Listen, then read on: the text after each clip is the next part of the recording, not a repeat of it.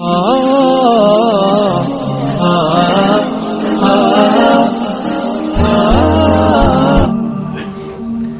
گھروں کی معاشرت نبی والی لاؤ، ایک دوسرے کی تعریف کرو، ایک دوسرے کی حوصلہ افزائی کرو. سبحان اللہ. اللہ کے نبی گھر آئے، ام سلمہ کے گھر کی باری، کھانے کو کچھ نہیں، پکایا کچھ ہے ہی کچھ نہیں. تو خامد محمد مصطفیٰ جیسا اور آگے کھانا تیار نہ ہو تو بیوی کے دل پہ کیا گزرے گی؟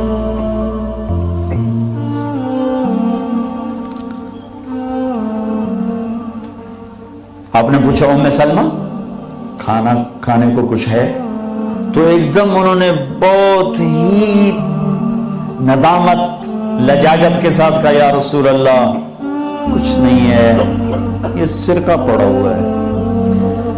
اب سرکہ کیا کہتے ہیں انگریزی میں؟ ونیگر. شاید کسی کو سرکہ سمجھ میں نہ آئے. ایسی چیز ہے ایک ڈراپ یہاں رکھو تو تمہاری زبان جل جائے گی، ½ ٹی سپون لو تو تمہارا سارا گلا چیر کے رکھ دے گا.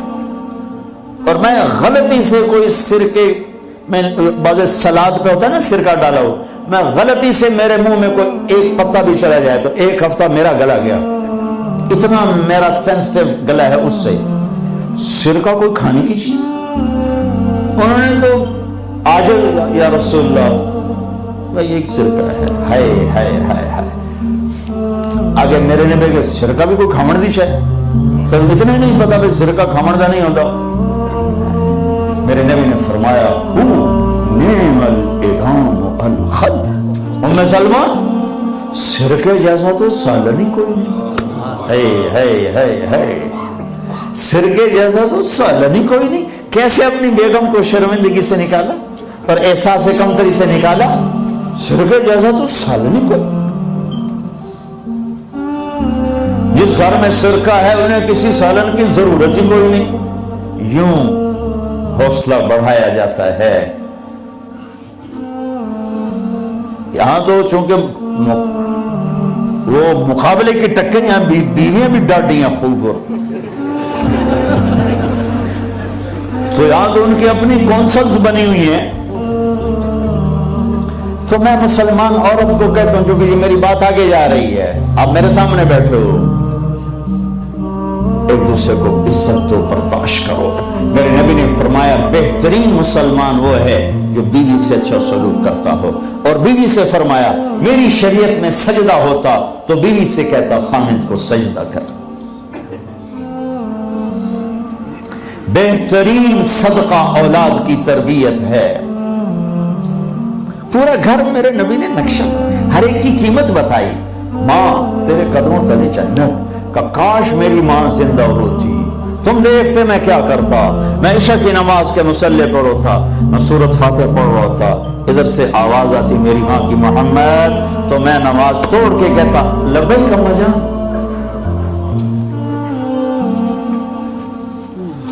باپ کا تیرے جنت کا دروازہ ہے، باپ تیری جنت کا دروازہ ہے.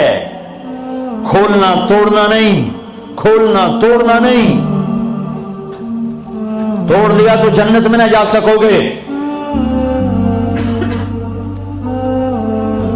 سب سے بہترین مسلمان جو بیوی سے اچھا سلوک، سب سے بہترین عورت جو اپنے خامن کی منشا کو دیکھے. پھر آپ نے ایک عجب بات فرمائی جو معاشرے میں بہت بوجھ بنتا ہے جس کا.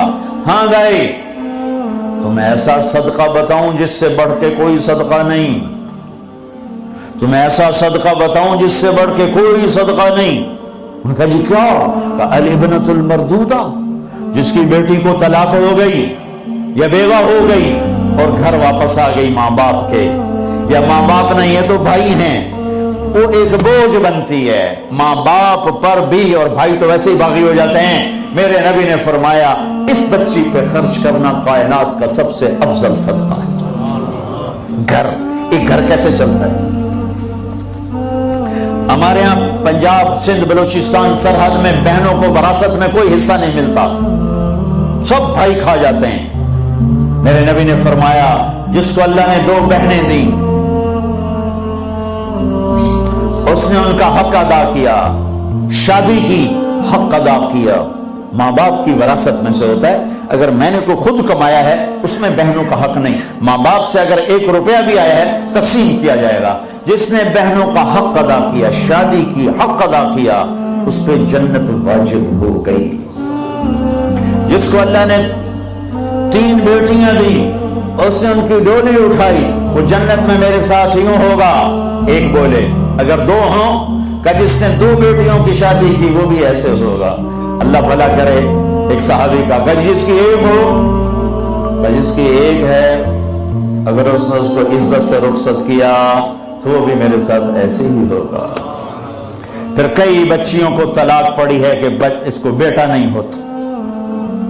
یہاں آنے سے پہلے کا واقعہ، پنڈی سے بچی رو رو برا حال اس کا، میں تو فون سنتا ہی نہیں ہوں ایسے کہ میرا تو کلیجہ پھٹ گیا ہے۔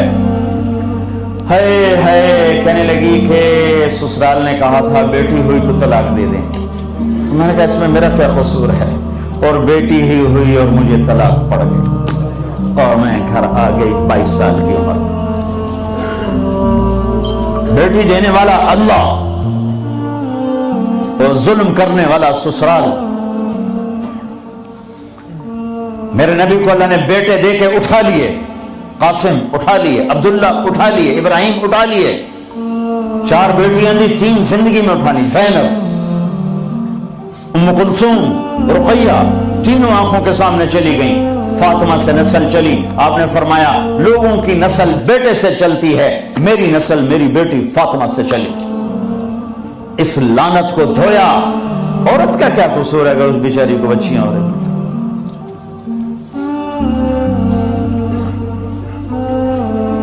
جس نے اپنی بہنوں کو حق ادا کیا، جس نے بیٹیوں کو ڈولے میں بٹھایا، ان کا حق ادا کیا، کہ جنت میں یوں ہو جائے گا۔ بہنوں کو دینا اتنا ضروری ہے، حرام ہو جاتی ہے روٹی۔ میں نے مولانا جمشید صاحب میرے استاد ہیں، میں نے ان سے تفسیر پڑھی ہے۔ میں ایک دن شہد کی بوتل لے کر گیا، پرانی بات ہے 76-77۔ میں نے کہا حضرت یہ ہدیہ ہے۔ فرمایا کہاں سے لائے ہو؟ کہ میرے اپنے باپ کا ہے۔ فرمایا تیرے باپ نے اپنی بہنوں کو، تیرے باپ نے اپنی بہن یعنی میری پھوپھیوں کو، تیرے باپ نے اپنی بہنوں کو زمین میں سے حصہ دیا تھا؟ یہ سوال کیوں کیا؟ 10 روپے کی شہد کی بوتل تھی اس وقت، کہ اگر دیا تھا تو یہ میں لے لوں گا، اگر نہیں دیا تو پھر یہ حرام ہے، میں نہیں لوں گا۔ یہ مطلب تیرے باپ نے بہنوں کو حصہ دیا تھا؟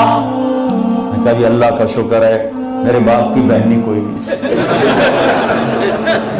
2 بھائی، ساری زمین 2 بھائیوں کی، 2 بھائی۔ میں نے کہا جی اب موجہ ہی موجہ، بہن تھی ہوتی تو کوئی نہ دیتی۔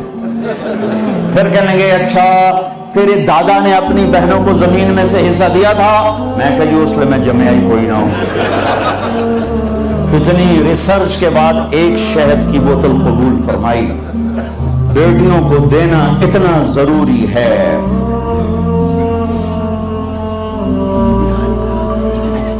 میں اپنے نبی والی معاشرت قائم کرو، اپنے نبی والی معاشرت قائم کرو، محبت ہو، سچائی ہو، الفت ہو، درگزر ہو، معاف کرنا ہو، طلاق سے بچو، یہ جھوٹی شادیاں نہ کرو، پیپر کی شادیاں نہ کرو، اللہ کے واسطے یہ دھوکہ نہ دو۔